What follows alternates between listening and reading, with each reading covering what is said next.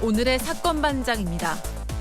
제주의 한 유명 음식점 대표 피살 사건의 피의자인 50대 남성이 돈을 받고 범행한 것으로 확인됐습니다. 또 다른 50대 남성은 겁을 주라는 취지였을 뿐 살인을 교사한 건 아니라고 주장하고 있습니다. 숨겨둔 자녀가 있다는 사실을 알게 돼 다투던 중 여자친구를 살해한 40대 남성에 대한 선고심이 열렸습니다. 알고 보니 남성은 여자친구가 맡긴 돈 42만 5천 원 때문에 범행을 저지른 것으로 드러났습니다. 지난 18일 대구시의 한 거리에서 남자 중학생 2명이 40대 여성을 폭행한 혐의를 받고 있습니다. 이들은 여성이 담배를 피지 말라는 훈계를 했다는 이유로 폭행한 것으로 알려졌습니다. 뾰로로 안녕하십니까. 아우 추워, 너무 추워. 아 오늘 너무 춥습니다. 그런 관계로 쓸데없는 얘기는 훌쩍 건너뛰고 빨리빨리 시작할게요. 예, 진실 추적자 사건 반장 시작합니다. 우리나라 대통령이나 외국 국가원수가 오면 하는 그 시내 교통 통제. 만약에 이걸 경찰청장한테도 한다면 가족 여러분 용납하실 수 있습니까? 윤희근 경찰청장 퇴근길 길목마다 경찰들이 미리 나와가지고 교통신호 제어기를 조작하다가 한 방송사 카메라에 딱 걸렸다는 거죠. 진짜 어이가 없습니다.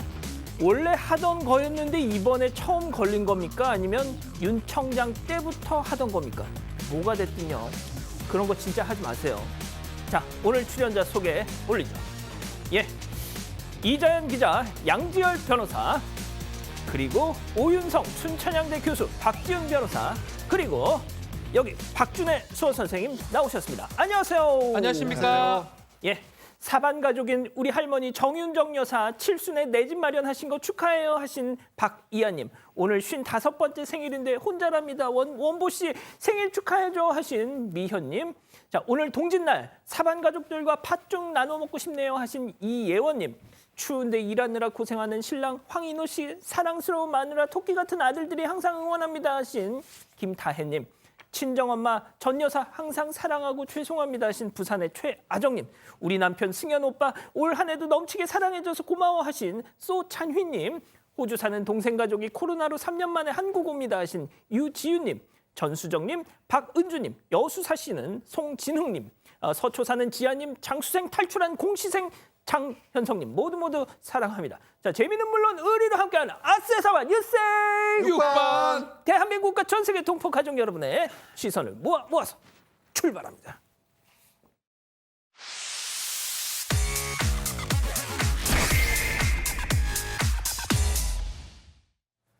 자, 첫 번째 뉴스부터 달려보죠.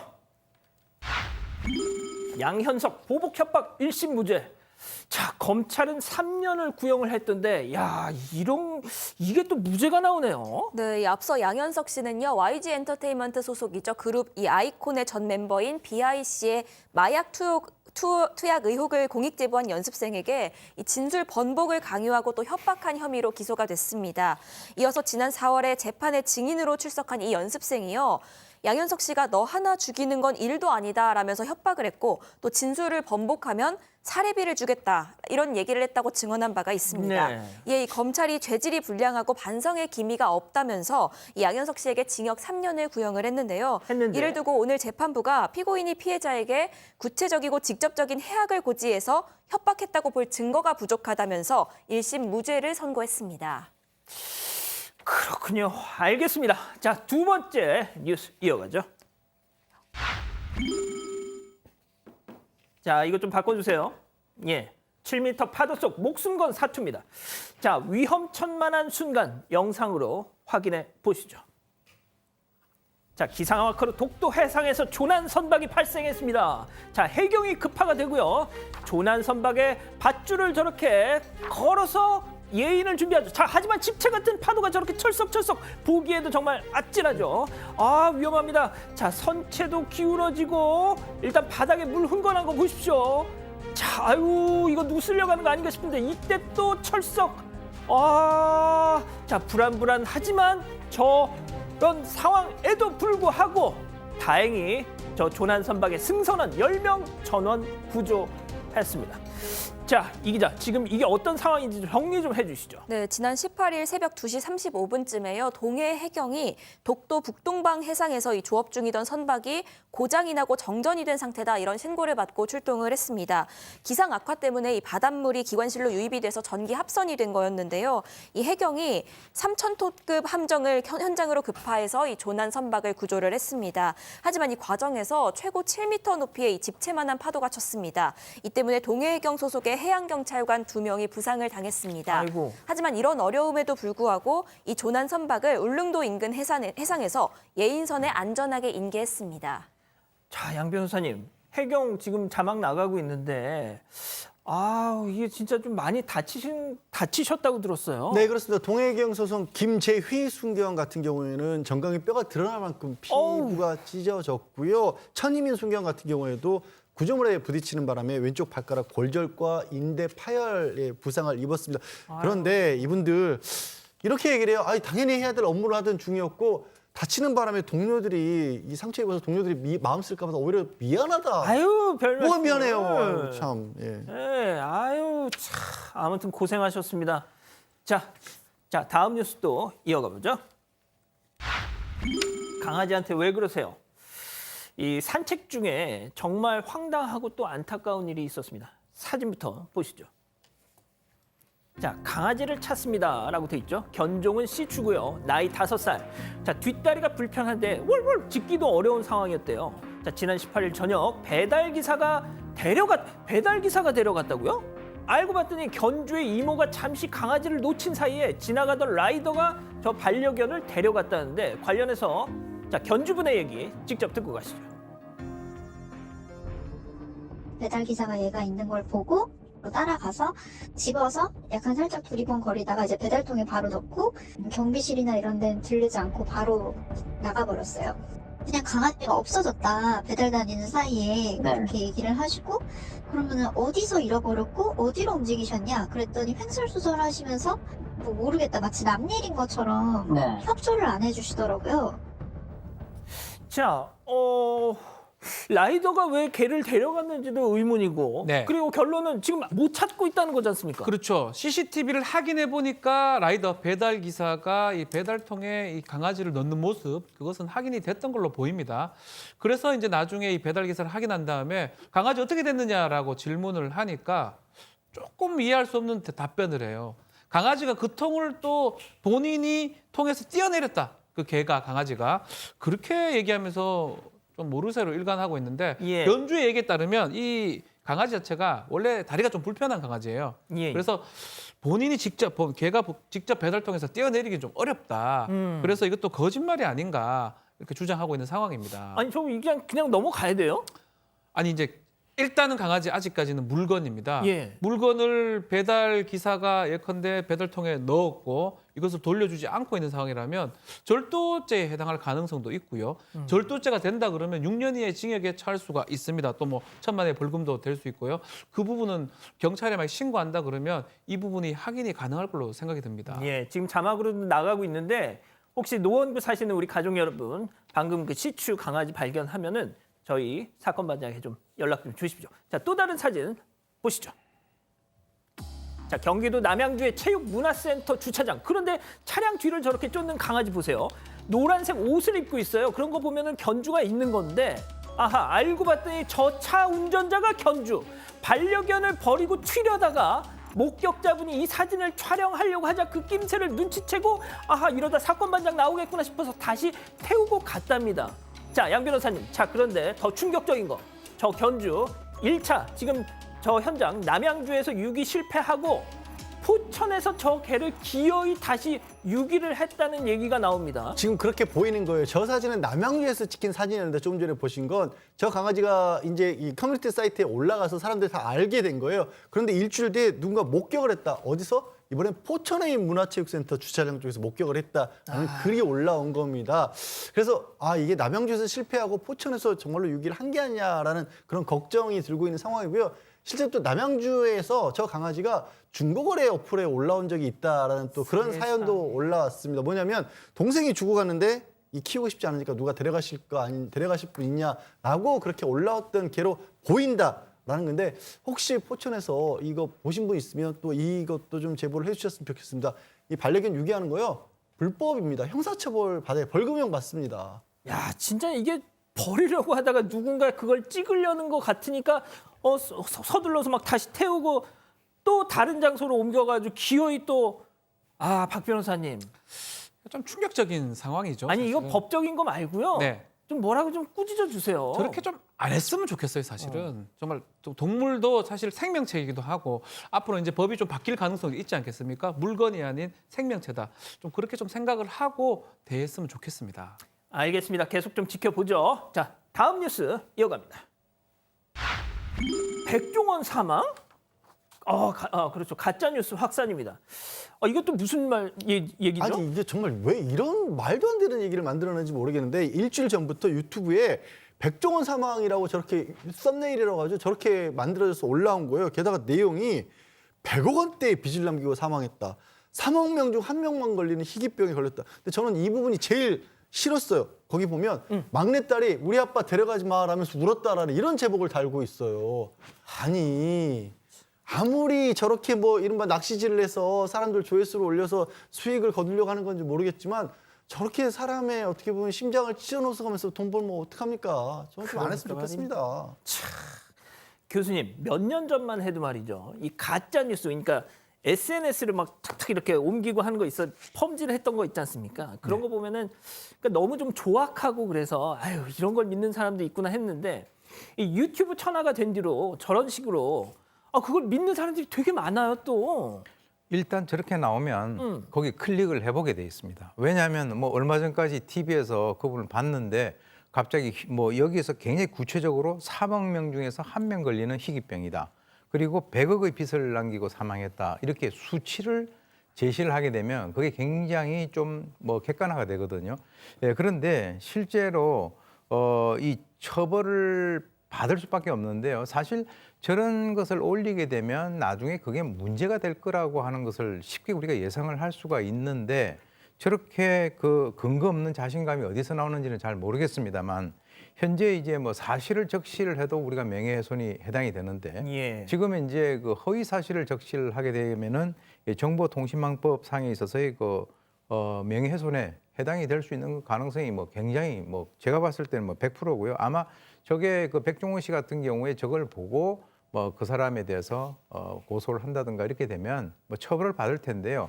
글쎄요, 저 클릭을 해서 돈을 얼마 버는지는 모르지만 본인이 또 범법자가 될 수 있다라고 하는 그 두 개 사이에서 본인의 어떤 그 감정을 제대로 조절을 못한 것으로 그렇게 보입니다. 지금 저희 제작진이 얘기하기로는 조회수가 아까 그 영상 조회수가 35만이었답니다.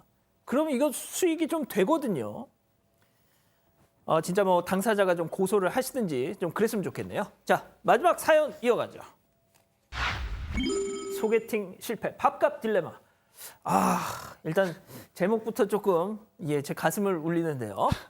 네, 소개팅 애프터에서 거절을 당했는데 밥값의 절반을 입금해달라는 게 문제가 되냐는 남성의 사연입니다. 해당 남성의 직업은 공무원이고요. 최근에 이상형인 여성과 소개팅을 한 겁니다. 술집에서 식사를 한 것 같은데 이 남성은 여성이 굉장히 마음에 들었던 거예요. 그래서 밥을 먹고 이후에 카페에 가서 시간을 좀 보내야겠다 이런 계획까지 세웠는데 이런 생각을 가지고 일단 식사비 57,000원을 계산을 한 겁니다.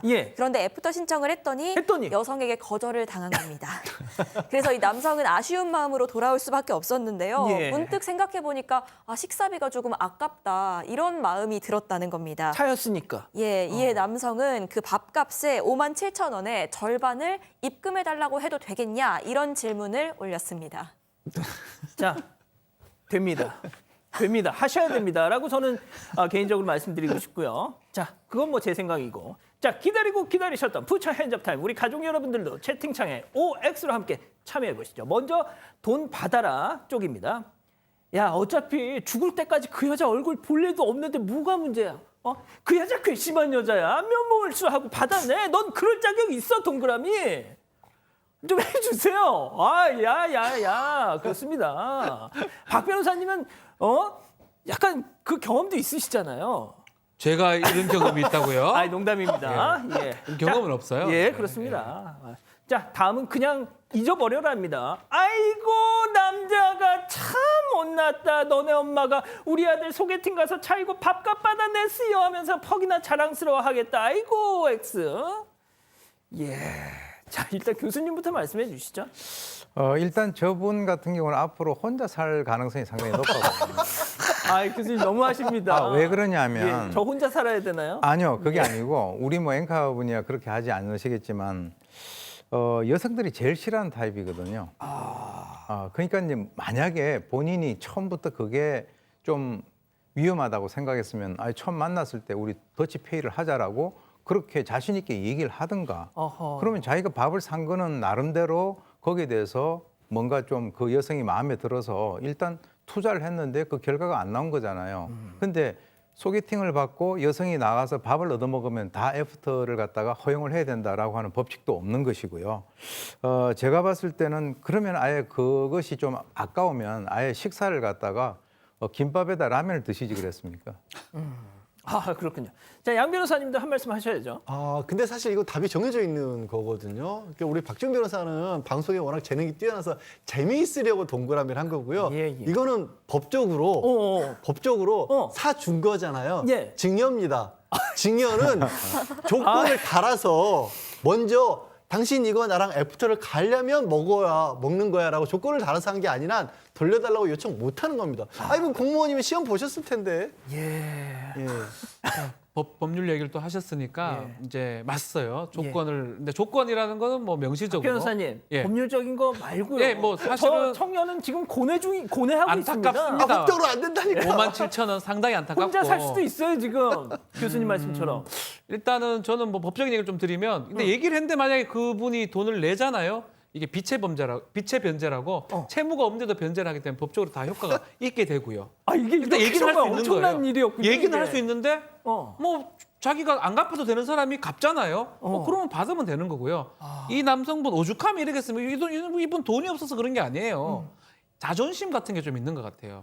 자존심. 갑자기 중요한 대체 자존심, 변제 네. 얘기를 하는 바람에 네. 이거 생활 법률을 전해드려야 되겠는데 가끔 이거 이런 얘기 하려고 준비한 게 아닌데. 그런데 안 갚아도 되는 돈인데 어. 이렇게 갚는다고 한 푼이라도 갚았다고 하잖아요. 그럼 다 인정한 게 되는 겁니다. 그래서 여기서 여자분이 그럼 28,000원 너무 심하고 나 10,000원만 내면 안 될까 하는 순간 다 갚아야 돼요. 다 갚아야 됩니다. 그건 주고 하셔야 돼요. 저는 이분 공무원이시고 뭐 공적인 마인드가 꼭 있는 거라고 생각이 들고. 굉장히 춥네요.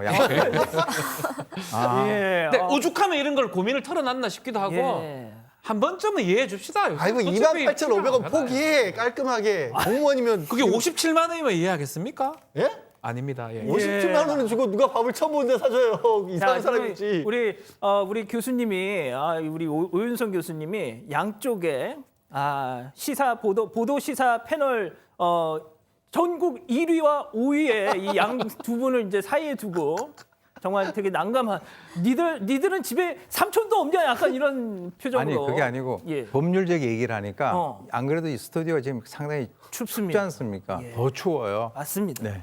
죄송합니다. 예. 죄송합니다. 예. 자, 우리 이 기자 본인 생각도 좋고요. 가족 여러분들 생각도 좋고요. 네, 아니 저는 이게 차이니까 내라고 하는 게 조금 어이가 없게 느껴지는데 이 소개팅이란 게 원래 아주 적은 잘 될 확률을 보고 나가는 거 아닙니까? 그럴 때는 긁었으면은 이게 잘 될 수도 있고 안 될 수도 있다라는 걸 이미 다 마음에 가지고 갔을 텐데 나중에 생각해보고 그 반을 내라고 할 수가 있나 하는 생각이 좀 들고요.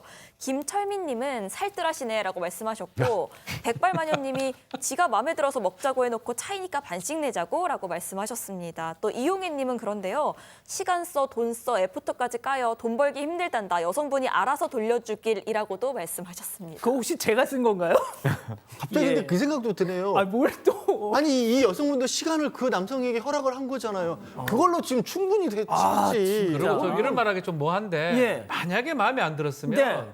김밥 먹든지 하지 왜 여성분은 그걸 얻어 드시나요? 이렇게 편을 한번 들어볼랍니다. 예. 하도 할 말이 없어서 편을 들어보겠습니다. 그렇습니다. 이건 뭐 우리 박 변호사님 재미를 위해서 네. 하신 말씀이니까요. 이게 뭐라고 이렇게 심각했죠? 자, 충남 금산에 사시는 정은숙 여사님 보고 계신가요? 얼마 전 이 팔 다치셔가지고 깁스 한 채로 지내신다고요? 어쩌다 또 그런 일이 있으셨습니까? 자, 우리 정 여사님의 사랑하는 딸 유혜 씨가 여사님의 쾌유를 빌었습니다. 엄마 빨리 깁스 풀고 나랑 놀자라고요. 위 건강을 위한 차세대 원료? 윌은 알고 있었어. 동의보감 속 그 원료. 구지뽕. 구지뽕과 20배 강화된 특허 유산균이 만나 더 강력해진 위에는 윌. 무모하다는 얘기는 우리에게 가장 큰 찬사. 무모해서 도전은 아름답고 세상은 바뀐다. 리더는 크기가 아니라 핵이다. 메리츠와즈.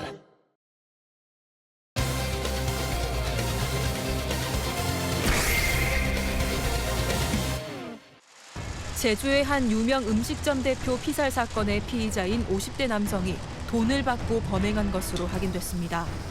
또 다른 50대 남성은 겁을 주라는 취지였을 뿐 살인을 교사한 건 아니라고 주장하고 있습니다. 새롭게 드러난 정황을 들여다봅니다. 자, 이 사건 저희가 지난 화요일 날 전해드렸죠. 일단 개요부터 정리하고 가죠. 네, 일단 사건이 12월 16일 제주시 오라동 피해자의 주택에서 발생을 했습니다. 이 피해자 같은 경우에는 제주도에서 굉장히 유명한 식당을 운영하는 대표인데요. 이 주범인 김 씨가 피해자가 일을 하러 나간 사이에 집 주소를 알아서 비밀번호를 누르고 들어가 있었던 겁니다. 그렇게 기다리다가 피해자가 귀가했을 때 머리 등을 둔기로 내리쳐서 살해했습니다. 이후에 김 씨는 동선을 이리저리 바꿔가면서 수사에 혼선을 줬고요. 제주도에서 배를 타고 타 지역으로 도주했습니다. 이튿날인 17일에 이 사건을 접수한 경찰이 이 가용 인력을 동원해서 2일 만에 피해자 3명을 모두 붙잡았습니다. 교수님, 계획 범행 정황이 뭐 당연한 얘기지만 속속 드러나고 있습니다. 예, 지난번에 제가 뭐 이 우발적 살인이라고 하는 것에 대해서 일고의 가치도 없다라고 그렇죠. 제가 말씀을 드렸는데요. 이번에 이제 CCTV를 이제 확인을 해보니까 모자하고 검은 마스크로 얼굴을 가리고 이제 들어왔고요. 그리고 지그재그 무늬가 있는 그 종이 가방을 들고 나왔는데요. 나중에 이제 그 비밀번호 누르고 들어가고 난 이후에 범행을 하고 빠져나갈 때 그 가방 속에는 뭐가 있었냐. 나중에 보니까 이 갈아입을 옷하고 신발이 미리 있었다는 거죠. 그리고 이제 특히 그 아주 이게 좀 충격적인데요. 예. 범행 전날 제주에 온 이 김 씨 같은 경우는 그 나중에 이제 그 여객선에 탑승을 할 때 다른 사람의 신분증을 도용해서 탔다는 겁니다. 그리고 이제 그 이것은 또 이용권 같은 경우는 아내가 이제 이 표를 갖다가 이제 끊어가지고 범행을 도왔는데요. 그런데 그러면은 제3자의 그 신분증이 어디서 나왔냐? 이전에 낚싯배 합성을 하게 되면 보통 그때 당시에 이제 신분증들 다 이렇게 모아요. 모아가지고 이제 그걸 가지고 이제 그 뭐 등록하고 하는 이렇게 하는데 그 과정에서 그냥 쓱 남의 거를 갖다가 이렇게 빼돌렸죠. 그러니까 이제 그게 없어졌지만 누굴 잡지 못했는데 그리고 난 이후에 이 빼돌린 신분증을 도용을 해가지고 수차례 제주를 오갔는데도 한 번도 제지를 받은 적이 없다는 거죠. 이게 어떻게 보면 실험을 해본 건데 예. 제가 볼 때는 이게 상당히 좀 앞으로 좀 강화를 해야 될 부분으로 봅니다. 그리고 이 택시 요금하고 승선료 같은 경우는 전부 현금으로 지불해서 추적을 피했습니다. 범행 이후의 행적도 나오고 있습니다. 철저히 준비한 그대로 행동에 옮겼어요. 피해자 집에서 나와서 피해자의 휴대전화는 한 100m 떨어진 곳에 버리고요. 택시 타고 해안도로까지 가서 거기서 아까 준비했던 옷하고 신발 있죠? 갈아입습니다. 그러고 나서 또 택시를 타고 또 시장에 가요. 시장에서 살 것도 없으면서 계속해서 배회를 하다가 아내의 차를 타고 그 뒤에 배편에 몸을 옮겼습니다. 자, 그런데 경찰은 체포 당시부터 김 씨에게 이 피해자의 집 비밀번호를 알려주고 손봐주라 라고 말했던 이 박 씨의 청부 살인의 무게를 두고 있었죠. 바로 오늘 김 씨에게서 이 결정적인 진술을 확보했다고 합니다. 체크포인트 짚어보죠. 2천만 원 받고 죽였답니다. 역시 돈이군요. 그렇습니다. 일단 처음에는 우발적 살인이다라고 주장을 했는데 나중에 진술을 좀 번복을 합니다. 이 피해자고 알고 있는 박모 씨가 이 김 씨, 이 살인했던 김 씨의 선배이기도 한데 이 피해자 병원에 입원시켜도 된다. 못 일어나게 해도 된다. 들어눕게 해라라고 하면서 두 차례에 걸쳐서 2천만 원을 지금 받기로 하고 이제 일을 저지른 거고요. 특히 박모 씨하고의 피해자는 두 사람은 뭐 사업상 아는 사이인데 지난 8월부터 뭔가 갈등이 좀 있었고 결국은 돈을 주고 이 청부 또 사주를 했던 것으로 지금 김모 씨한테 그런 사건으로 지금 보이는 것입니다. 그 방금 나온 CG 다시 한 번만 좀 띄워주세요. 예. 자, 일단 살인을 교사한 저 박모 씨 워딩을 보세요. 병원 입원시켜도 되고 아예 그냥 못 일어나게 해도 돼. 들어눕게 해. 이게 사람 죽이라는 얘기잖아요. 실제 그래서 김모는 이건 죽여도 되는 죽이라는 얘기구나라고 이해를 했다는 거예요. 자, 그런데 이 박모 손 봐주라고 했지 나 죽이라고 한 적 없어. 이런 얘기를 한다는 거잖아요, 지금. 네, 맞습니다. 말씀하신 대로 살인 행위에 대해서는 진술이 엇갈리는 상태인데요. 일단 박 씨는 교사 혐의는 인정을 하고 있습니다. 하지만 죽이라고 한 적은 없다 이렇게 주장을 하고 있는 건데 겁을 주라고 한 것이라면서 살인 교사 혐의는 부인하는 겁니다. 또 김 씨 아내 이 씨가 있습니다. 그런데 이 씨는 남편이 나쁜 짓을 하는 것은 알았지만 그 정확한 범행의 내용을 알지는 못했다 이렇게 진술을 했습니다. 교수님, 2천만 원 받고 사람을 죽입니다. 예? 그러니까요. 2천만 원이라고 하면 뭐 많다면 많고 적다면 적은 돈인데 뭐 좌우간 그거 가지고 사람의 생명을 갖다가 없애고 그리고 결국 살인범이 된 건데요. 이 두 사람 같은 경우는 이제 고향이 경남 양산이라서 같은 그 친분이 있었고요. 그리고 이제 피해자하고 이 교사범하고도 또 제주에서도 서로가 이제 그 친분이 있었는데 지금 이제 들리는 말로는 서로 간에 금전적인 갈등이 있었다라고 합니다. 그런데 손을 봐줘라라고 하는 저 얘기는 상당히 광범위한 그런 의미가 있고 상당히 좀 애매해요. 그러니까 뭐 병원에 가게끔 해라, 들어눕게끔 해라, 뭐 이런 식으로 얘기를 하는데 여기서 이제 재수의 딜레마가 나오는 거죠. 이 책임을 서로가 이제 전가하는 것인데 예. 그렇다고 해서 그 피해자 집의 그 비밀번호를 알려주고 그 집에 가서 무단 침입을 했는데 거기서 손을 봐주면 뭐 손금 봐줬겠습니까? 그러니까 그것은 뭐냐면 이 범행을 한 김 씨 같은 경우는 그 피해자와 일면식도 없는 상태에서 그렇게 가서 살해를 했다라고 하니까 서로 지금 이제 책임을 전가하긴 하겠습니다만 이제 수사가 진행이 되면 구체적으로 어떤 책임이 누구에게 더 있는 것인지 아니면 같이 공동 정범인지 하는 그런 사항이 밝혀질 것으로 기대를 합니다. 양 변호사님, 이 만약에 그 범죄 혐의에 따라서 형량 차이도 좀 있을 것 같아요. 이게 이제 두 가지가 될 거예요. 폭행했는데 우연히 사람이 이 목숨을 잃었다는 폭행치사가 될 수도 있고 이제 살인죄도 될 수도 있는데 이런 사례들이 종종 있습니다. 종종 있고요.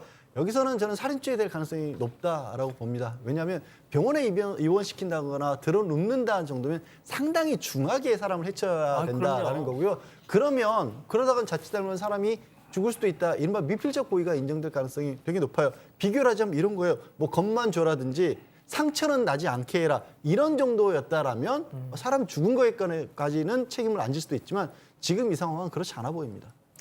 자, 일단 이 사건이 정말 그 제주 그 도 내에서는 되게 큰 많은 분들이 충격을 받았다고 들었고요. 일단 이 범행의 내용도 상당히 악질적입니다. 그래서 이 경찰 당국에서는 신상 공개 여부도 좀 검토를 하셨으면 좋겠어요. 자, 첫 번째 사건 정리하고요. 두 번째 사건 이어갑니다.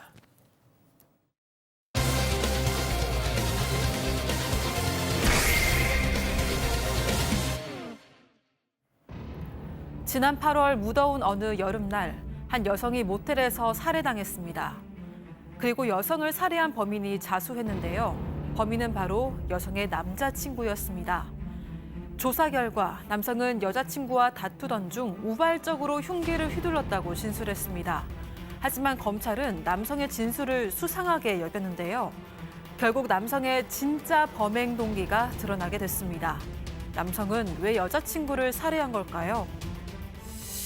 자, 오늘 날도 추운데 저희 본의 아니게 오늘 좀 끔찍한 사건이 좀 많습니다. 남자친구가 여자친구를 살해한 또 그런 사건이네요. 네, 이 46세 남성인데요. 지난 8월 14일에 경북 구미시 원평동의 한 모텔에서 이 여자친구였던 50대 여성에게 흉기를 휘둘러서 살해한 남성입니다. 이 남성은 여자친구를 살해한 후에 달아나서 유흥주점에 숨어 있다가 자수를 했습니다. 그런데 경찰에 여자친구에게 숨겨둔 자녀가 있다. 이런 사실을 알게 돼서 다투던 중에 우발적으로 흉기를 휘둘러서 살해하게 됐다. 이렇게 진술을 했는데요. 경찰은 이런 진술을 토대로 해서 살인 혐의를 적용해서 남성을 송치했습니다. 자, 그런데 말이죠. 이 사건을 넘겨받은 검찰, 숨겨둔 애가 있어서 여자친구를 죽였다. 이 얘기 딱 듣고 글쎄 과연 그랬을까 싶어서 진짜 범행 동기를 찾아봤다고요? 일단 왜냐하면 그 범행 동기가 별로 믿어지지가 않는 거예요. 두 사람 다 나이가 상당히 있었고요. 그리고 이게 왜 숨진 여자친구 주변에 돈이 남아있지 않지? 그러니까 만약에 화가 나서 그런다면 돈이 발견되지 않았다는 게 이상하지 않습니까? 아. 근데 이 두 사람이 가해자와 피해자가 지난 1월부터 교제를 시작을 했다라는 거예요. 그러면 휴대전화 내역을 한번 살펴보자. 포렌식을 해보니까 이전부터 아예 있다는 사실은 이전부터 알고 있었던 거예요. 새로운 사실이 아니었던 거예요. 그러니까 동기가 될 수 없었죠.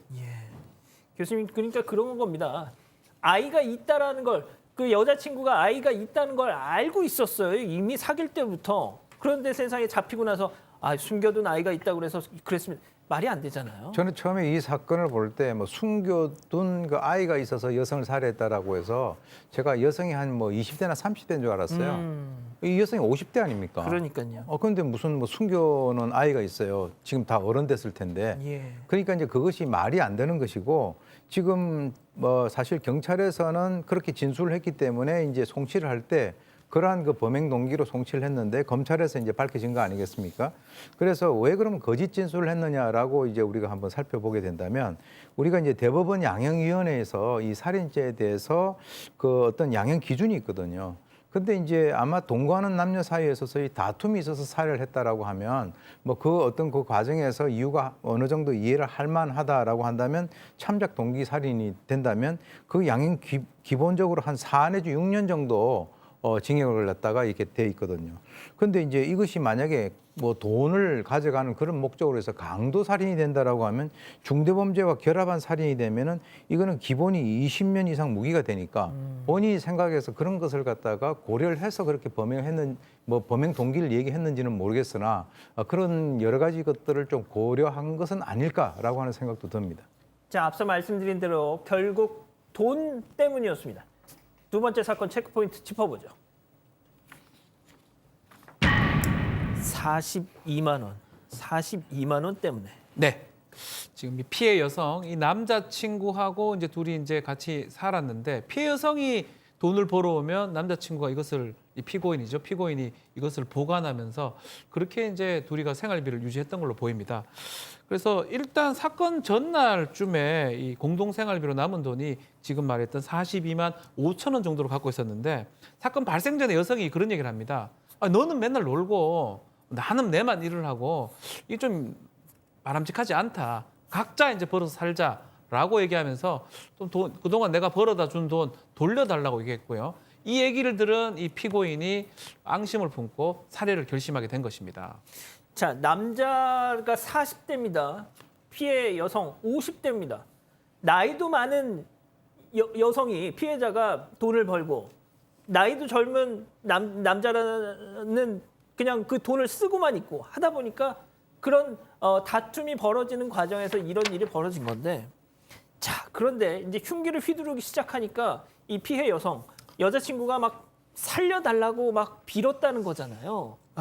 공격을 받고 쓰러졌던 모양입니다. 그러면서 굉장히 고통스러워하면서 살려달라고 얘기를 했는데 그 상황에서도 그냥 모른 채 하고 도망을 갔고요. 그냥 도망간 것도 아니고 이 여성이 맡겨놨던 42만 5천 원 있었죠. 거기에 더해서 여성이 가지고 있었던 현금 2만 7천 원을 또 꺼내서 가지고 갔던 겁니다. 어쩌면 중간에 멈추고 뭐 병원에 신고라도 119라도 불렸으면 살릴 수 있었을지도 모르겠지만 아시는 바와 같이 피해자는 사망을 했죠. 교수님, 그러니까 그 현금 2만 7천 원이 들어있던 데가 어딘 줄 아십니까? 그 휴대전화 보시면 여기 그 끼워 넣는 그거 네네. 있죠?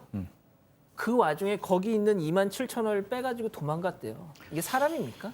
글쎄요, 제가 봤을 때는 아마 이제 이것이 결과적으로는 그 피해자의 휴대전화에 있는 그 돈 2만 7천을 포함해서 그 현금 이제 42만 5천 원을 들고 도주를 했기 때문에 결과적으로는 이제 강도 살인으로 의율이 됐긴 했습니다만 제가 볼 때는 아마 이 두 사람 사이에 있어서 이런 그 아주 비극적인 결말까지 오게 된 것은 여러 가지 어떤 그 복합적인 그런 원인이 있었던 것으로 저는 이제 생각이 됩니다. 근본적인 원인은 이미 이 두 사람 사이에 있어서의 그 어떤 마음이 떠나 있는 그런 상태였는데 거기에서 굳이 그 여성을 만약에 마음이 떠나게 되면 헤어지면 되는 거죠. 이 두 사람 결혼한 사이도 아니고요. 그런데 거기에서 사람을 살해하고 돈까지 가져갔기 때문에 저것이 이제 강도 살인까지 된 거죠. 박 변호사님, 네. 어떻게 되나요, 그러면? 자, 살인죄가 있고요. 살인죄는 뭐 방법을 불문하고 사람의 어떤 생명을 단축시켰을 때, 또 또 그런 의도가 있을 때 살인죄가 되고 강도가 살인을 하게 되면 강도 살인죄가 성립합니다. 형 차이가 좀 많이 나요. 일반적인 살인죄는 5년 이상의 징역, 사형, 무기인데 강도 살인죄는 사형하고 무기징역 2개밖에 없습니다. 지금 말한 것처럼 강도 돈을 지금 강취하려고 했기 때문에 강도가 됐고 또 그 기회에 사람을 죽였기 때문에 강도 살인죄로 지금 검찰은 이제 기소를 했고요. 또 그거 말고도 선고공판에서 징역 20년 하고 전자부청 명령 10년도 선고를 받았습니다. 사람을 저렇게 죽여도 징역 20년입니다. 이 기자. 네, 일단 1심 재판부는요, 이 피고인은 피해자와 동거하면서 이 다투고 화해하기를 반복하던 중에 돈 관리 문제 등을 두고 언쟁을 벌이다가 소지하고 있던 흉기로 피해자를 살해한 것이다. 그렇기 때문에 그 죄질이 매우 무겁다고 했습니다. 하지만 이 피고인이 자신의 범행을 인정하고 있는 점, 그리고 계획적으로 피해자를 살해한 것이 아니라 평소 불만이 쌓여있던 상황에서 다투다가 화가 나서 범행을 저지른 것으로 보이는 점 등을 고려했다. 이렇게 양형 이유를 설명했습니다.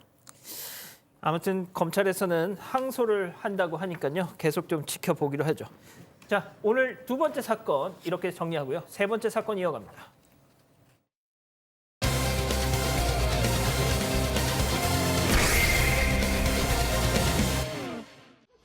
지난 18일 대구시의 한 거리에서 남자 중학생 2명이 40대 여성을 폭행한 혐의를 받고 있습니다. 이들은 여성이 담배를 피지 말라는 훈계를 했다는 이유로 폭행한 것으로 알려졌습니다. 사건의 전말을 파헤쳐봅니다. 자, 오늘 아마도 이게 뭐 정말 끔찍한 살인 사건은 아니었지만 이 사건이 오늘 가장 많은 분들한테 충격을 줬을 것 같아요. 네, 맞습니다. 지난 18일 새벽 4시 반쯤에 있었던 일인데요. 이 남자 중학생 2명이 대구시 서구의 한 주택가에서 이 40대 여성을 폭행하는 사건이 발생을 했습니다. 이 당시 현장 영상을 보면서 좀 설명을 드리자면요. 우선 남학생이 여성을 향해서 갑자기 신발을 던집니다. 그러자 이 몸에 맞은 여성도 남학생 2명을 향해서 신발을 던지는 모습인데요. 그러다가 이 여성이 뒤를 돌아서 걸어가는 사이에 한 남학생이 여성의 등을 발로 차고 여성이 그대로 고꾸라집니다. 여성은 걸어가면서 휴대전화로 어딘가에 신고를 하는 듯한 모습도 보이는데 이렇게 여성이 등을 돌리는 사이에 한 남학생이 이번엔 멀리서 달려와서 날아차기를 하고 여성은 그대로 주저앉고 맙니다. 이 중학생들은 그대로 현장에서 달아났습니다. 저는 이걸 처음에 그냥 텍스트 기사로만 봤거든요. 제가 일부러 방송에서 직접 보려고 그동안 영상을 보질 않았는데 와, 제가 지금 이걸 보니까 진짜 양 변호사님. 그런데 더 충격적인 건 자, 뭐 날라차기 하는 녀석들 있어요. 네. 근데 중요한 건 이 영상을 보는 우리가 어떻게 볼 수 있었겠습니까? 저걸 찍는 녀석이 있었다는 거잖아요. 여성이라고 보여야 할지 모르겠습니다. 또래 아이로 짐작이 가죠. 아마 중학생이겠죠. 스스로 찍어서 저걸 자랑이라고 SNS에 올렸기 때문에 우리 시청자분들이 보고 계신 겁니다. 저거를. 이게 요즘 그런 일들이 좀 많이 있긴 한데요. 저는 기도 안 차요, 사실. 이거 범행 증거를 명백히 남긴 겁니다. 아니 그러니까 저희가 이 뭐 촉법 혹은 뭐 10대들 범죄 얘기 전해드리면서 애들 막 온갖 자기 동급생 학대하면서 그걸 지들끼리 킥킥킥 대면서 찍는 거. 잠시 후에 다시 얘기해 드릴게요. 자, 어머니 뻘 되는 여성이었습니다. 보셨죠? 날아차기 하는 거. 그리고 비웃음 킥킥 대면서 그걸 찍는 거. 체크포인트 짚어보죠. 왜 그런가 했더니 저 얘기를 한 겁니다. 야, 얘들아 담배 피우지 마 했더니 저렇게 집단 구타를 한 겁니다, 교수님. 지금 이제 실제로 10수년 전에 있었던 사건인데요. 한강변에서 담배 피우지 말라라고 지적을 하는 여성에 대해서 거기에 있던 청소년들이 그 여성을 집단적으로 뭐 이거보다 좀 더했어요, 그때는. 직접 잡아서 뭐 담뱃불로 이렇게 가해를 가하고 하는 그런 사건들도 있었습니다. 이런 일들이 이제 가끔씩 있어서 요즘에는 아예 뭐 담배를 피든가 뭘 하든가 지나가는 사람들이 아예 신경을 안 씁니다. 예. 그런데 사실 저 여성 같은 경우는 지금 연령을 보게 되면 저렇게 폭행을 가한 그 아이들의 어머니 정도 연령으로 보이거든요. 그러니까 이제 자기 자식과 같은 그런 입장이니까 담배를 피지 말라라고 이렇게 하면 옛날 같은 경우는요, 저렇게 얘기하면 그냥 그 담뱃불 끄고 저 구석으로 슬슬슬슬 피하고 그랬어요. 근데 지금은 이제 조금 더 이제 선을 넘은 것인데 거기에다가 성인을 폭행하는 그 장면까지 또 찍어서 그것을 갖다 올리고 그야말로 피가 거꾸로 쏟네요. 박 변호사님. 예. 저거 아마 분명히 저 녀석들 저거 찍어가지고 지들끼리 공유를 하면서 또 막 이렇게 막 허세를 부렸을 거예요. 그렇죠, 그렇죠. 예? 그렇기 때문에 남아 있는 거고 결국 붙잡히죠. 이렇게 되면 붙잡혔는데 중학생입니다. 인근에 거주하고 있는 중학생 3명으로 알려졌고 그렇지만 촉법 소년 연령은 지난 걸로 보입니다. 경찰은 공동 폭행, 폭력행위 처벌 들어가는 법률 위반으로 이 3명을 입건을 했습니다. 자, 저 녀석들도 저 녀석들이고 저는 도대체 부모가 누군지도 진짜 궁금합니다. 예. 자, 그런데 여기서 끝이 아닙니다. 또 중학생이 폭력을 휘두른 사건이 있었습니다. 네, 또 다른 사건인데요. 이번에는 지난달 9일에 전북 군산의 한 중학교에서 있었던 일입니다. 이 중학교 3학년 남학생이 수업 중이던 기간제 남교사를 수차례 폭행하는 일이 있었습니다. 이 해당 교사는 얼굴과 코, 턱, 이마, 목 등을 다쳐서 인근 병원에서 치료를 받았고 전치 2주의 상해 진단을 받았습니다. 자, 중학생이 교사를 폭행. 저희가 교사의 그림자도 발견 이런 얘기는 이제 안 할 거예요. 하지만 교사를 폭행했습니다. 자, 사건의 발단이 무엇이었을까요? 체크포인트 짚어보죠. 자, 일단 꾸중 들었다. 무슨 꾸중을 어떻게 들은 겁니까? 일단 지금 양측이 지금 엇갈린 주장을 하고 있긴 한데 초기에는 어떻게 이제 전북교육청에서 알려졌냐면 이 교사가 특별활동 시간에 영상을 특별실에서 틀고 있었답니다. 그래서 학생들이 보고 있는데 다른 반 남학생이 갑자기 들어와서 친구를 불러냈다 그러는 거예요. 그러니까 선생님 입장에서는 너 왜 애를 지금 수업하고 있는데 들어와서 그렇게 불러내냐라고 했다고 그 교사의 얼굴을 주먹 등으로 때렸다라는 겁니다. 일단 시작은.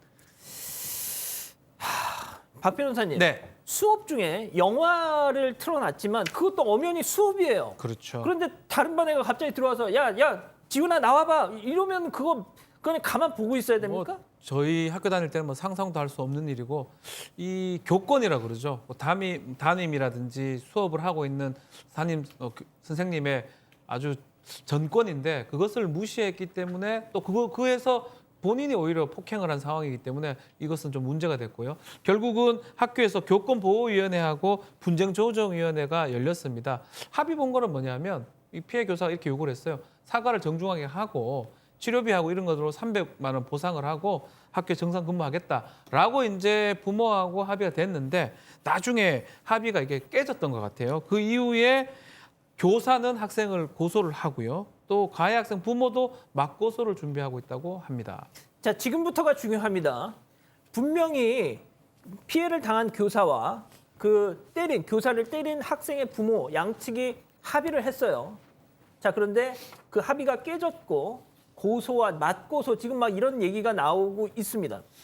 도대체 문제가 뭐였던 건가요? 그러니까 학부모 이제 그 학생의 부모의 측의 주장은 이런 겁니다. 학교에 갔더니 우리 애가 잘못했다고 선생님들이 하도 그러길래 잘못한 줄 알고 합의를 당했냐고 사과를 하려고 했는데 내가 우리 아들 친구들한테 얘기를 들어보니까 그게 아니더라. 그래서 진상을 파악해달라고 도교육청에 다시 지금 요구를 해놓은 상황이다라는 거고요.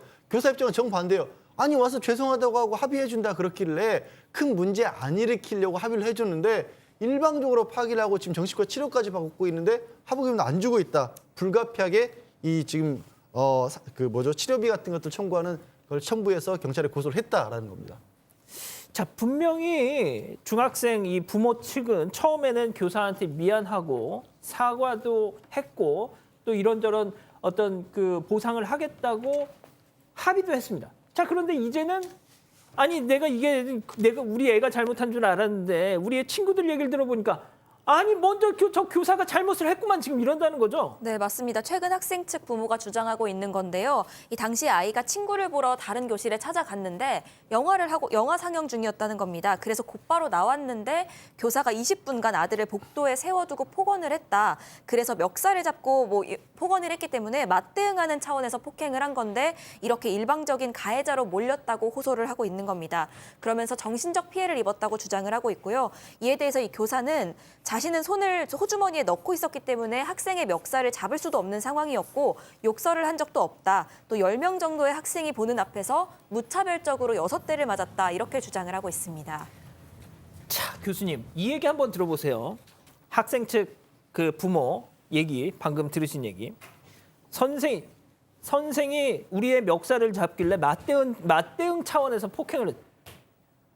멱살 선생님이 그러니까 선생님이 학생 멱살을 잡았는데 그거 대응 수단이 폭행입니까? 그러니까 이제 그 멱살을 잡기 이전까지의 아이의 태도라든가 이런 것들이 상당히 중요하겠죠. 그리고 이제 가장 이 문제의 그 발단은 수업 시간에 교사가 있는데도 불구하고 문 썩 열고 들어와가지고 야, 너 좀 나와. 이렇게 얘기하니까 아마 그 교사 입장에서 상당히 무시당하는 그런 어떤 그 상황이 됐을 것이고, 그랬을 때 이 학생이 참 선생님 계신지 잘 몰랐습니다라고 이렇게 사과만 했었으면 아마 저렇게 안 됐을 텐데, 추정컨대 아마 그 과정에서 학생의 태도가 좀 불량하다든가 이런 것이 있을 것으로 추정이 됩니다. 제가 이제 그 요즘에 중고등학교 교직에 오래 근무하신 분들 얘기 들어보면요. 지금 뭐 다 그런 건 아니지만은 저런 일들이 벌어지면은 이 아이뿐만 아니라 그 해당되는 부모들이 와가지고 여러 가지 어떤 문제를 벌이는 그런 것들을 보면서 좀 전에 우리 앵커께서 얘기하셨던 교권이 땅에 떨어지는 그런 문제 때문에 더 이상 이제 그 학교에서 이 교원직을 하지 않고 명예퇴직해야 되겠다 이런 사람들도 많이 있다라고 해요. 그렇다면 제가 이거 옛날 같으면요. 이게 뭐 서로 맞고소하고 할 그럴 사안이 아닙니다. 그냥 잘못했다라고 하고 또 부모가 거기 와서 우리 아이가 잘못했습니다. 이렇게 하면 끝날 문제인데 사실 이게 문제를 점점 더 키우고 있는 것이 아닌가 하는 생각이 드네요. 양 변호사님, 제가 아까 이제 교사가 멱살을 잡았다. 그래서 지금 제 얘기를 좀 곡해하신 분들은 잘못 알아들으신 분들은 그 멱살 잡아서 원인을 제공했네 이러시는데 그거는 학생 측의 주장이에요. 선생님은 멱살 안 잡았다고 그럽니다. 자, 그러니까 양 변호사님 100번 양보해서 교사가 진짜 화가 나서 멱살을 잡았다 쳐요. 네. 그런다고 선생님 때려도 됩니까? 당연히 안 되죠. 아니 진짜 옛날 생각해 보세요. 말도 안 되죠. 교사는 지금 왜 어떻게 얘기하냐면 당시 주머니에 손을 놓고 있는 상황이라서 손을 꺼낸 적도 없다라는 거예요. 저는 주머니에 왜 손 놓고 있는지 잠깐 생각해 본 게요. 꾹 참으시느라고 나 실수할까 봐. 학생이 고분고분하게 안 하니까 너무 상식 밖의 행동을 하니까 그랬던 게 아닌가 싶습니다만 설령 그래서 꺼내서 잡았다고 하더라도 그보다 더 과도한 대응을 한 거잖아요. 상처를 입어서 병원 치료가 필요할 정도로 폭행을 당했다라고 지금 교사는 주장하고 있거든요. 물론 사실관계는 더 추가적으로 밝혀져야겠지만 있을 수 없는 일이죠. 예, 알겠습니다. 오늘 사건 이 정도로 정리하고요. 사건연구소 이어갑니다.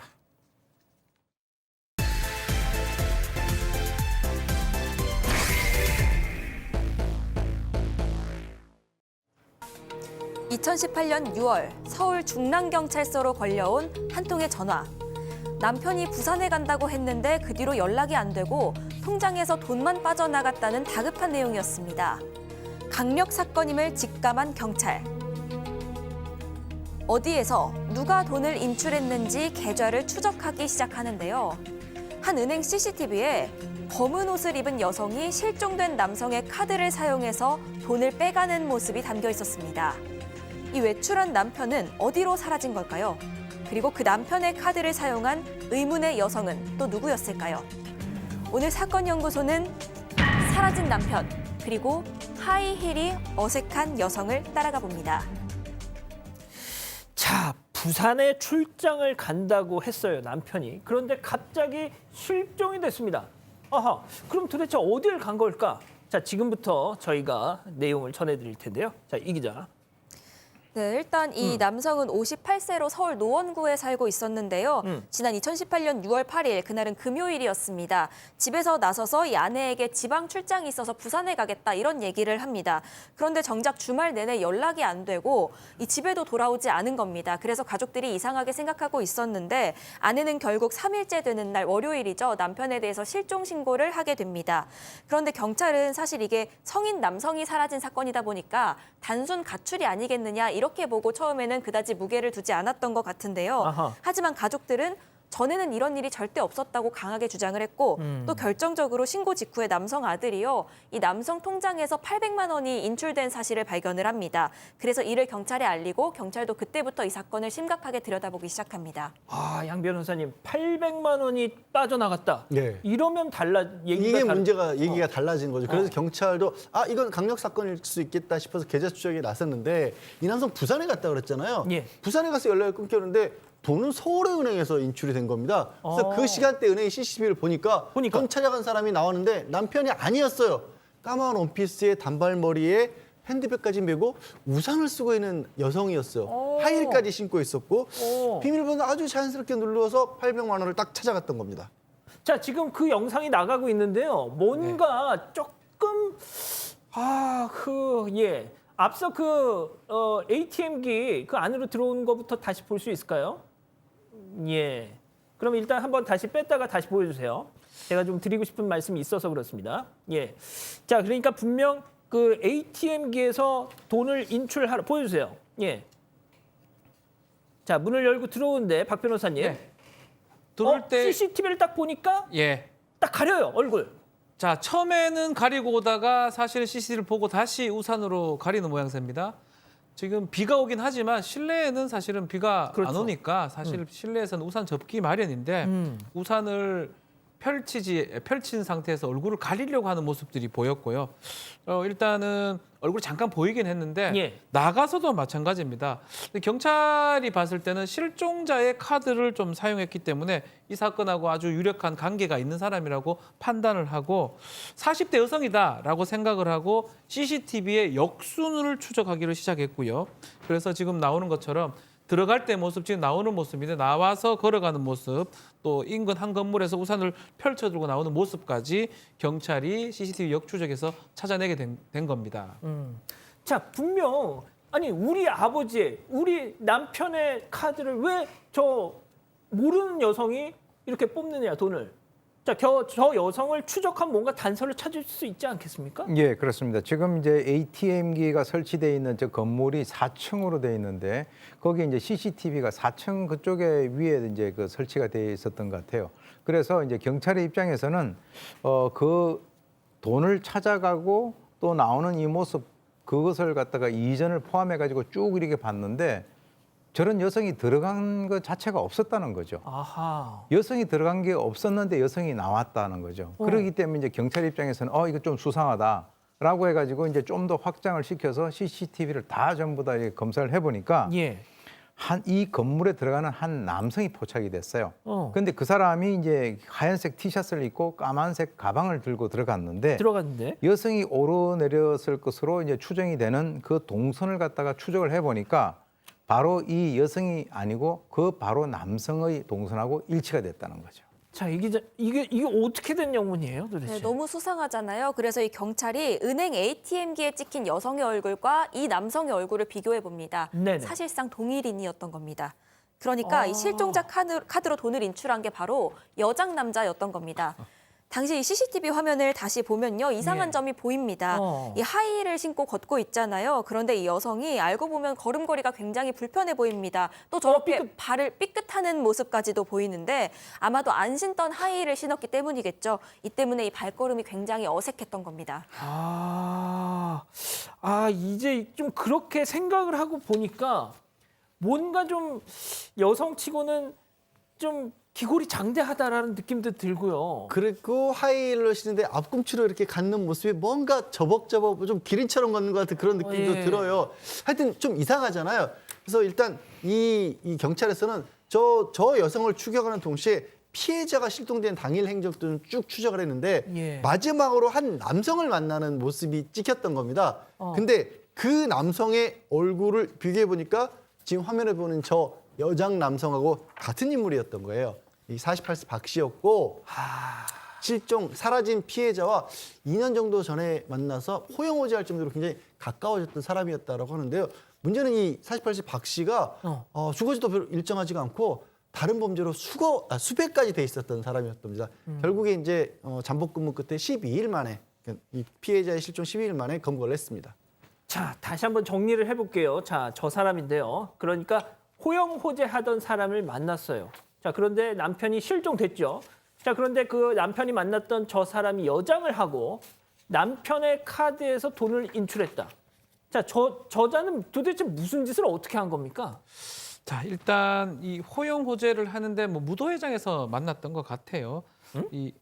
이 사람들이 둘이가 예. 만났던 피해자하고 둘이 만났던 사람인데 이 남성의 주장에 따르면 체포될 때는 본인이 왜 체포하느냐라고 했는데 CCTV를 보여주니까 순순히 이제 자백을 하면서 이 두 사람이 언제 한번 여자친구가 있는데 자기 여자친구에게 피해자가 마음이 든다고 얘기를 하면서 200만 원 줄 테니까 나에게 양보해라라고 얘기를 했다 하고 그날 자리를 좀 옮겨가지고 밤새 술을 마셨는데 계속 거절을 했음에도 불구하고 계속 피해자가 여자친구 얘기를 해서 200만 원 줄 테니까 양보하라 이 말 듣고 화가 나가지고 밥상 위에 놓여져 있던 흉기로 피해자를 살해했다라고 진술을 했습니다. 자, 내가 200만 원 줄 테니까 너 여자친구 나한테 넘겨. 그리고 넌 앞으로 무도회장에 나오지 마. 이랬다는 거예요. 지금 저 사람의 주장에 따르면 피해자가. 자, 그런데 저는 일단 이 말부터가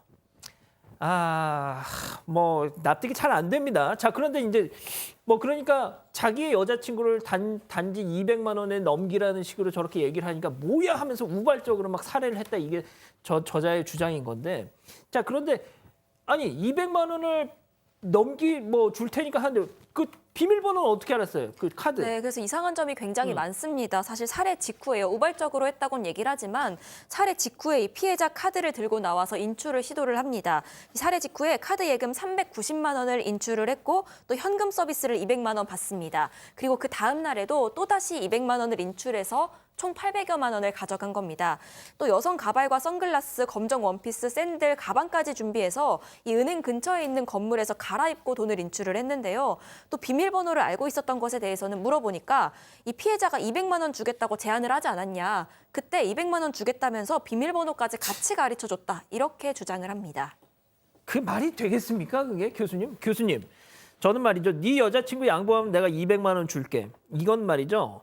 어떻게 보면 피해자를 비난하는 어떤 그런 이야기로 살인의 당위성을 딱 부여하려는 약간 그런 게 아닌가 싶기도 하고 말이죠. 왜냐하면 이런 살인 사건 같은 경우에 피해자가 다 이제 이 세상 사람이 아니기 때문에 그 어떤 이유에 대해서는 주로 이 범인이 스토리텔링을 해서 자기 나름대로 얘기하는 것에 의존을 할 수밖에 없는데요. 예. 지금 통상 이 범인 같은 경우는 살해했다라고 하는 그 사실은 어차피 그건 팩트니까 인정을 하지 않을 수가 없는데 통상 범행 동기를 갖다가 숨기는 그런 경우가 많아요.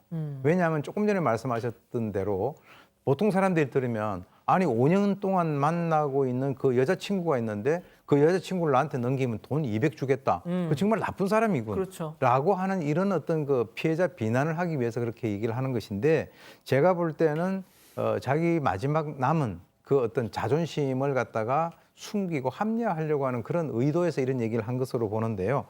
시나리오 치고는 상당히 엉성해 보이고 맞습니다. 뭐 그렇게 얘기를 한다 하더라도 뭐 그것을 믿을 만한 그런 사람들은 뭐 없다 이렇게 보는데 좌우간 본인은 그렇게 일관성 있게 계속 얘기를 하는 상황이기 때문에 경찰의 입장에서는 참 너 다른 범행 동기가 있는 거 아니냐라고 이렇게 추궁하기도 참 어려운 그런 상황이죠. 지금 우리 가족 여러분들도 거짓말이라고 다 이부동성으로 말씀하십니다.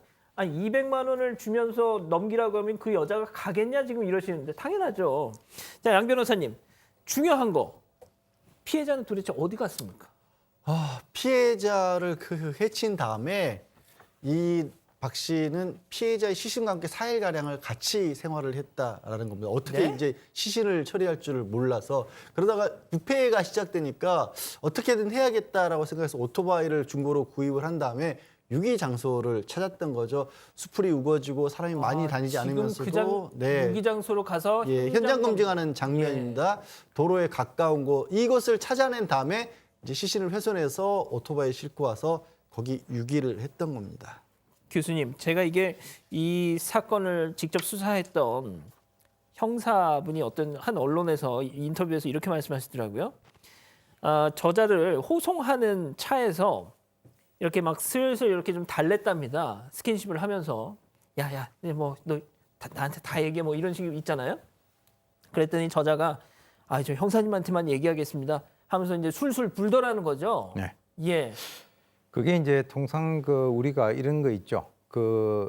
나그네 외투를 갖다 벗기는 것은 아주 추운 바람이 아니라 따뜻한 태양이다 이런 거가 마찬가지로 이미 이 범인의 입장에서는 자기 모습이 찍힌 그 여장을 한 모습들 다 지금 나왔거든요. 그런 상황에서 아마 이제 수사관이 이렇게 얘기를 했을 겁니다. 너 더 이상 이렇게 버텨봐야 어차피 너 CCTV 다 나오고 우리 다 알고 있다라고 했을 때 너도 고생 안 하고 우리도 고생 안 하고 너 있는 거 빨리빨리 털어놔라라고 했을 때 아마 이 범인의 입장에서는 이미 드러난 거는 다 드러났고 그런 상황이기 때문에 더 이상 버팅기는 것은 의미가 없다라고 생각을 했기 때문에 우리가 생각을 했던 것보다도 훨씬 더 그 이상으로 모든 자신의 범행에 대해서 술술술 불게 됐다라고 이렇게 판단이 됩니다. 자, 이 기자가 이제 이 재판 과정에서 했다는 지금 얘기가 정말 기가 찹니다. 좀 소개 좀 해주세요. 네, 재판 과정에서 지금도 자신이 피해자를 흉기로 찔렀을 때 그때 구급차나 경찰을 불렀으면 어땠을까 하는 생각을 하면서 밤마다 눈물을 흘린다고 했습니다. 그러니까 반성하는 모습을 보이려 한 걸로 보이는데 그런데 이 남성은 사실 1988년부터 2018년까지요. 모두 7차례 형사처벌을 받은 전력까지 있습니다. 폭행이 2번이었고 사기 같은 재산범죄도 다수 있었습니다. 또 2000년도에는 폭행 사건에 연루가 됐었는데 당시 그 폭행 피해자에게 내가 사람 죽인 다음에 담으려고 냉장고까지 준비한 사람이야. 이런 말을 하기도 했다는 증언까지도 나왔습니다. 자, 박 변호사님 마지막으로요. 제가 그냥 결론부터 얘기하겠습니다. 징역 30년 받았거든요. 그렇죠. 자, 그런데 보통 사람을 살해하고 특히 이제 시신을 훼손하는 경우에 이런 경우에는 저는 무기징역 보통 나오지 않습니까? 돈도 좀 문제가 됐죠. 예. 그리고 재판부도 비슷하게 얘기를 했어요. 재질이 극히 불량하고 범행의 심각성을 전혀 인식하지 못한 것으로 보인다. 유족들 역시 엄정한 처벌을 탄원하고 있다. 이게 사실 반영이 된다면 살인의 사체 은닉에 절도까지 포함된다면 무기징역이 가능한데 또 검찰은 무기징역을 구형했음에도 불구하고 징역 30년이 선고가 됐습니다. 아마 이 강도살인이 만약 적용됐다 그러면 좀 더 큰 범행이 됐을 것 같은데 그래서 이 부분도 좀 이해는 안 됩니다. 이 범행을 숨기기 위해서 돈을 일부러 썼다. 이걸 절도로 해버리는 것 같은데 이 부분도 좀 납득하기는 좀 어렵고 중요한 거는 피해자하고 이 범인하고 두 사람밖에 없었으니까 예. 범행을 구성해내는 게 사실 쉽지 않았던 것 같고요. 결국 피고인의 얘기에 따라 가지고 공소 제기했고 재판도 거기에 따라서 이루어지다 보니까 아마 징역 30년 정도밖에 나오지 않았다 이렇게 보입니다. 지금도 피해자를 흉기로 찔렀을 때 구급차나 경찰을 불렀으면 어땠을까 하는 생각을 하면서 밤마다 눈물을 흘립니다라는 얘기를 세상에 이런 얘기를 듣고 이걸 참 진짜 답답합니다. 사건 연구소 이렇게 정리하고요. 글로벌 픽 이어갑니다.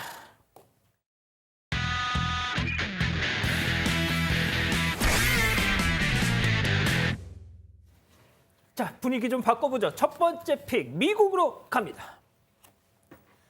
네, 철길을 지나던 대형 트레일러 열차와 충돌합니다. 이 열차는 뿌연 먼지를 일으키면서 한참을 달려가다가 멈춰섭니다. 이 충격으로 열차는 선로 옆으로 넘어졌고요. 트레일러는 형체를 알아볼 수 없을 만큼 파손됐습니다. 그 트레일러 운전자. 네, 다행히 사고로 아주 큰 인명피해가 발생하진 않았습니다. 다만 열차 승무원 2명이 경상을 입고 병원으로 이송이 됐고요.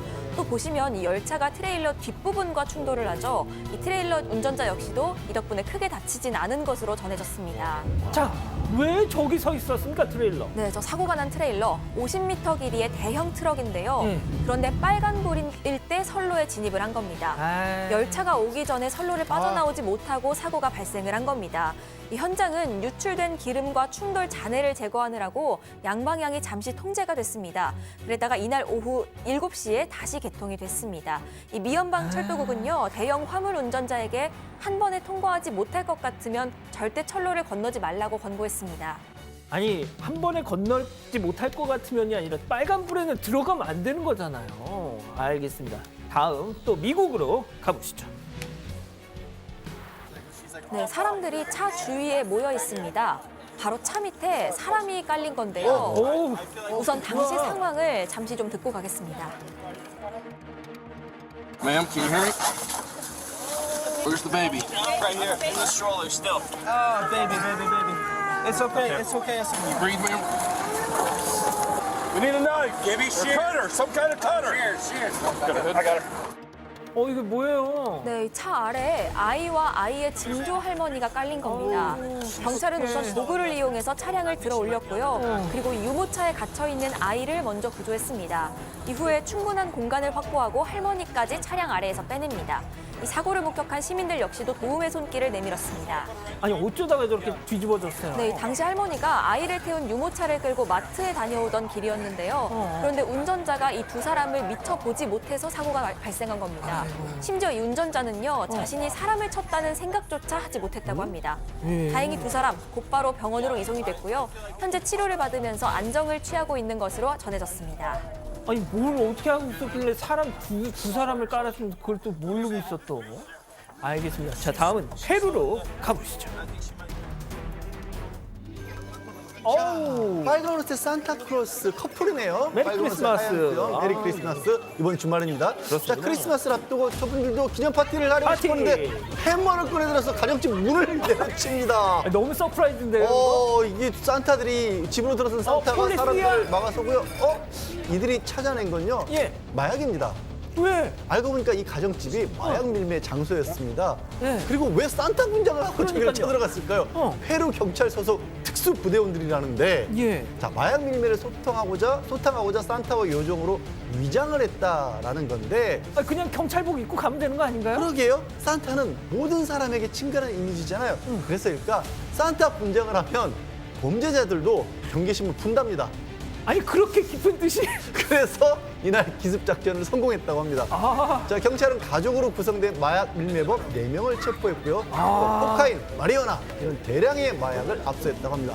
경찰에 따르면 이 마약 밀매범들 산타가 수갑을 채우니까 놀라움을 금치 못했다고 합니다. 교수님, 국내 도입이 좀 시급해 보이는데요? 아니요, 저는 지금까지 예. 산타를 많이 봤을 거 아닙니까? 예. 햄버던 산타 처음 봤어요. 진짜. 야, 진짜 상대의 이 경계심을 풀어놓는 좋은 방법 같네요. 자, 알겠습니다. 다음은 최근 온라인에서 화제가 되고 있는 영상 함께 보시죠. 자, 여기는 종합격투기 경기장입니다. 심판의 판정을 기다리고 있는 것 같죠? 우승자는 오른쪽에 빨간 옷을 입은 남성입니다. 저 남성 미국 오하이오 출신의 격투기 선수 자이언 클라크인데 자, 좀 뭔가 이상하시죠? 두 발을 이용해서 굉장히 민첩하게 움직이긴 하는데 상대에게 전혀 밀리지도 않고 맞서 싸우는 모습입니다. 하지만 보시는 바와 같이 이 남성 하반신이 없습니다. 양팔로만 격투기를 하는 거예요. 태어날 때부터 두 다리가 없었다고 합니다. 그래서 정말 안타깝게도 태어나자마자 부모님에게 버려졌고요. 신체적 결함 때문에 친구들에게 심한 괴롭힘을 당하기도 했다고 합니다. 다행히 16살의 지금의 가족들을 만났고 레슬링 선수가 될 수 있었답니다. 이번엔 종합격투기까지 도전해서 성공적으로 데뷔전을 치른 겁니다. 근데 저게 너무 불리한데. 그런데요, 보세요. 저 턱걸이 하는 거 보이세요, 왼쪽에? 턱걸이 기본이고요. 두 팔로 못하는 운동이 없습니다. 양팔로 런닝머신 위를 달리기까지 합니다. 훈련을 위해서는 남들보다 몇 배는 더 열심히 연습을 한다고 하고요. 자, 그래서일까요? 두 손으로 가장 빨리 달리기, 또 3분 안에 푸시업 가장 많이 하기, 이런 기네스 기록까지 세웠습니다. 양 변호사님 진짜 감동입니다. 2024년에는 하계 올림픽에까지 도전하겠다고 합니다. 그렇군요.